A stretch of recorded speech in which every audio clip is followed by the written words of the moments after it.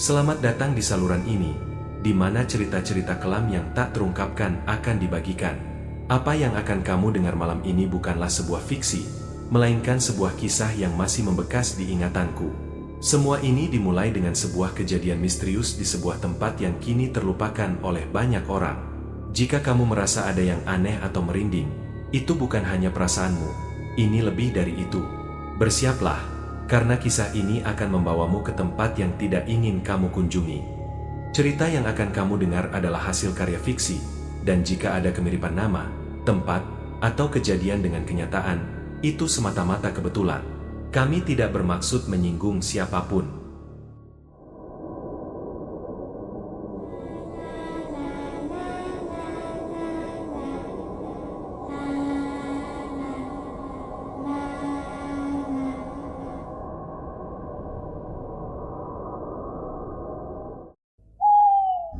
Aku tak pernah menyangka malam pertamaku sebagai perawat bisa terasa begitu mencekam. Namaku Raffi, usia 24 tahun. Baru saja lulus dari akademi keperawatan, dan diterima di sebuah rumah sakit pemerintah di kota kecil yang terkenal karena bangunannya yang sudah tua dan angker, RSUD Wijaya Kusuma. Malam itu, aku dijadwalkan untuk shift malam di Bangsal B, sebuah bangsal rawat inap khusus pasien-pasien kronis yang jarang sadar. Sebelum mulai, kepala ruang, Bu Rini, sempat berbisik pelan padaku, "Kalau dengar atau lihat yang aneh-aneh, abaikan saja. Jangan ditanggapi." Aku mengangguk sambil tersenyum canggung, mengira itu hanya semacam tes mental untuk perawat baru. Tapi begitu langkah pertama masuk ke lorong Bangsal B, aku langsung merasakan hawa dingin yang menusuk sampai ke tulang. Lampu lorong berpendar kekuningan, dan suara detak jam tua di ujung lorong terdengar sangat keras di antara kesunyian. Pasien di bangsal ini hanya 5 orang. Semuanya dalam kondisi tak sadar, tertidur dengan alat bantu medis dan monitor detak jantung. Tugas rutinku malam itu hanya memeriksa tekanan darah, catat suhu tubuh, dan pastikan semua alat medis berjalan normal. Jam menunjukkan pukul 1.43 saat aku mulai merasa diawasi. Saat tengah mencatat hasil tekanan darah pasien terakhir, aku mendengar langkah kaki pelan di belakang. Langkah yang sangat ringan, nyaris seperti sepatu perawat. "Bu Rini?" tanyaku pelan. Tak ada jawaban. Aku menoleh cepat, dan di ujung lorong, berdiri sosok perempuan berseragam perawat putih. Rambutnya panjang, jatuh ke bahu. Ia berdiri membelakangiku, seperti menunggu sesuatu. Aku sedikit lega, kupikir mungkin rekan kerja yang belum sempat ku kenal. "Halo, Mbak, mau bantuin jaga?" tanyaku sambil melangkah mendekat. Sosok itu diam. Aku berjalan pelan, tapi saat hanya berjarak sekitar 5 meter sosok itu menghilang begitu saja, seolah tertelan kegelapan. Aku terpaku, bulu kuduku meremang. Segera aku berlari ke meja jaga, berharap bertemu siapa saja. Di sana hanya ada Pak Yanto, petugas keamanan yang sedang tertidur sambil mendengkur kecil. "Kamu lihat nggak barusan ada perawat di lorong Bangsal B?" tanyaku terbata. Pak Yanto membuka mata malas, lalu mengusap wajahnya. "Perawat? Jam segini? Nggak ada. Cuma kamu sendiri yang jaga Bangsal B malam ini." Aku tercekat. "Tapi tadi ada." Pak Yanto langsung memotong. "Udah, jangan ditanya lagi. Kamu jaga di sini, ya? Bangsal B itu tempatnya dia." "Dia siapa?" tanyaku pelan. "Suster Ayu," bisiknya. "Jangan ganggu dia kalau nggak mau ikut tidur di sana selamanya." Aku ingin menertawakan ucapannya, tapi tubuhku terlalu dingin untuk bergerak. Malam itu, aku tidak berani ronda lagi. Aku duduk kaku di kursi jaga, dengan nadi berdegup kencang. Dan entah hanya perasaanku, tapi bau parfum bunga melati samar-samar mulai memenuhi udara sekitar. Malam berikutnya, aku kembali dijadwalkan untuk jaga di Bangsal B. Meski sempat mempertimbangkan minta tukar shift, aku menahan diri. Tak enak rasanya baru semalam sudah menyerah. Tapi jujur, sepanjang hari aku gelisah.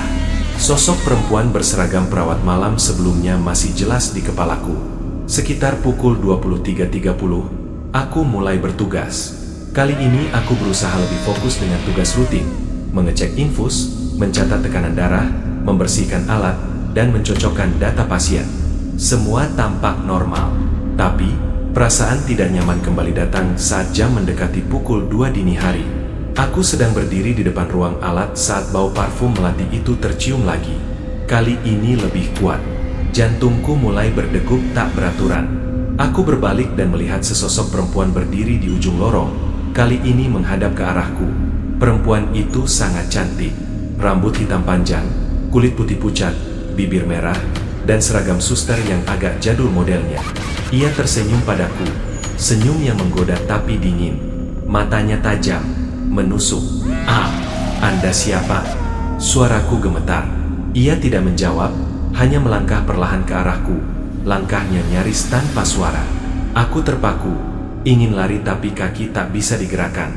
Ia mendekat sampai jarak 2 meter, lalu mengangguk pelan dan berbisik, "SSSST, jangan takut." Tiba-tiba, lampu lorong padam. Aku sontak berteriak dan meraba-raba tembok mencari saklar. Saat lampu kembali menyala, dia sudah tidak ada. Tubuhku gemetar. Aku menunduk, mencoba menenangkan diri, dan saat itulah aku melihat bekas jejak kaki basah di lantai, mengarah ke ruang obat. Tapi ruang obat seharusnya terkunci. Keesokan harinya, aku tanya ke salah satu cleaning service senior bernama Bang Budi.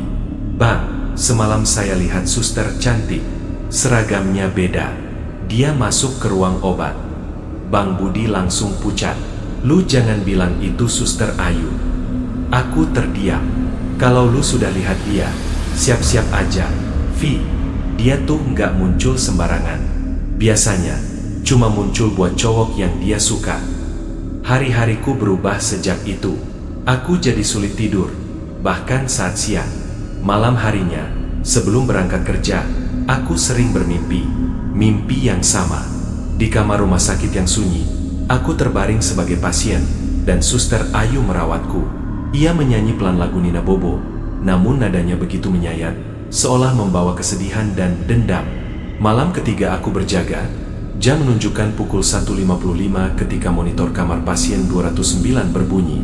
Tanda pasien menekan tombol bantuan. Aku segera ke sana, tapi kamar itu seharusnya kosong. Aku cek kembali daftar pasien. Kamar 209 memang kosong sejak 2 minggu lalu. Pasien terakhir meninggal dan ruangannya belum digunakan lagi. Kepalaku berputar. Aku harus memastikan. Saat membuka pintu kamar 209, aku melihat sesuatu yang membuat nafasku tercekat. Suster Ayu sedang duduk di samping ranjang, menyisir rambut panjangnya dengan tenang. Aku mundur pelan. "Maaf, saya enggak." Lampu tiba-tiba menyala sendiri. Ruangan kosong, tapi di ranjang itu ada helai rambut panjang, basah dan hitam, menempel di spray putih. Aku lapor ke Bu Rini keesokan harinya, tapi ia hanya menatapku lama, lalu berkata, "Kalau kamu belum kuat, saya bisa pindahkan kamu ke IGD." Aku menggeleng. "Saya mau lanjut, Bu. Tapi tolong, ceritakan, siapa sebenarnya Suster Ayu?" Bu Rini menghela napas panjang. "Dulu dia perawat di sini. Cantik, banyak yang suka. Tapi katanya dia punya rahasia besar yang dia bawa sampai mati." Rasa penasaranku makin kuat. Di ruang istirahat perawat, aku mulai mencari-cari benda lama, berharap menemukan sesuatu tentang Ayu. Di laci terbawah lemari tua, aku menemukan sebuah buku catatan lusuh berwarna biru pudar. Isinya membuat bulu kuduku berdiri. Itu adalah diari pribadi milik Suster Ayu, tertanggal tahun 1983. Tulisannya rapi, penuh emosi. "Aku mencintai Dr. S, tapi dia hanya mempermainkanku. Aku hanya ingin dihargai, tidak lebih." Hari ini dia tertawa di depanku dengan perempuan lain. Aku malu. Aku muak. Kalau aku tidak bisa memiliki cinta yang tulus, maka tidak ada yang boleh memilikinya. Aku akan tetap di sini, menemani mereka yang memilihku. Di halaman terakhir, ada bercak merah pudar seperti darah, dan tertulis, "Aku lebih baik mati daripada dilupakan." Aku menutup buku itu dengan tangan gemetar. Tiba-tiba, cermin di dinding berembun sendiri, dan dari embun itu, muncul tulisan, "Jangan tinggalkan aku." Malam keempat terasa berbeda. Entah mengapa, aku justru mulai merindukan kehadiran Suster Ayu.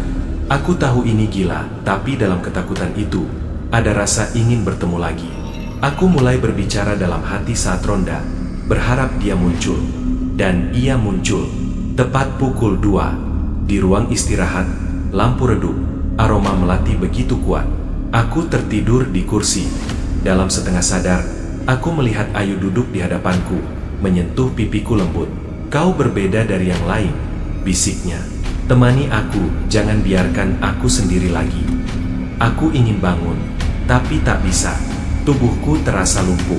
Ia mencium dahiku dan membisikkan, "Kalau kamu sayang aku, ikut aku selamanya." Aku terbangun dengan napas tersengal.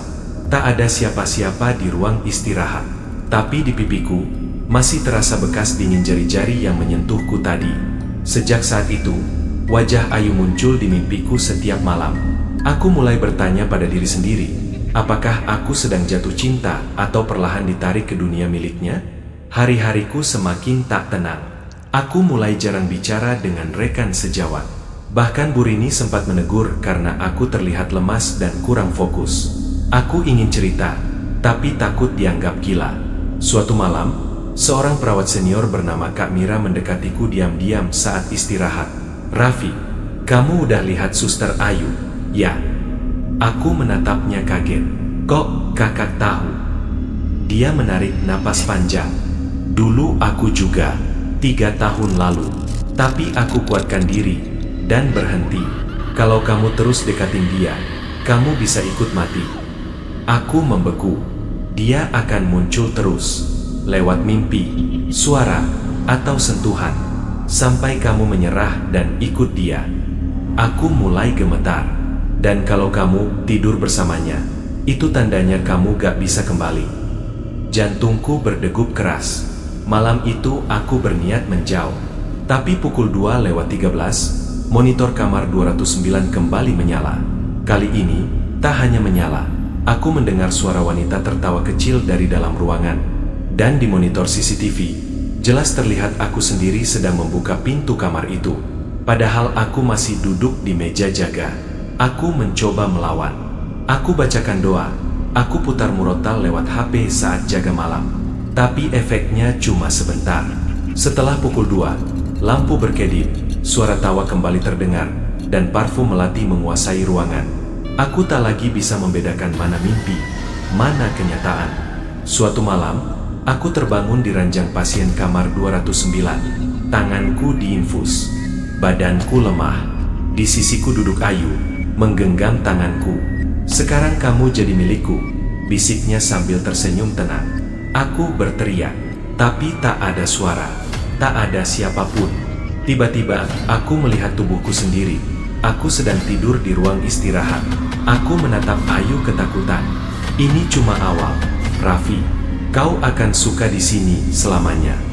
Aku terbangun dengan teriakan. Tubuhku basah oleh keringat. Tapi yang membuatku makin takut, pergelangan tanganku ada bekas tusukan jarum infus yang belum pernah kulihat sebelumnya. Bu Rini akhirnya memanggil seorang ustaz. Setelah aku jatuh pingsan saat ronda malam, ustaz itu datang malam hari dan membawa air doa serta bacaan ruqyah. Ia keliling bangsal B bersama kami. Dan saat sampai di kamar 209, semua alat medis tiba-tiba menyala sendiri.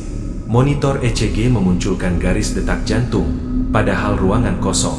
"Dia kuat, dia sangat marah," ujar ustaz.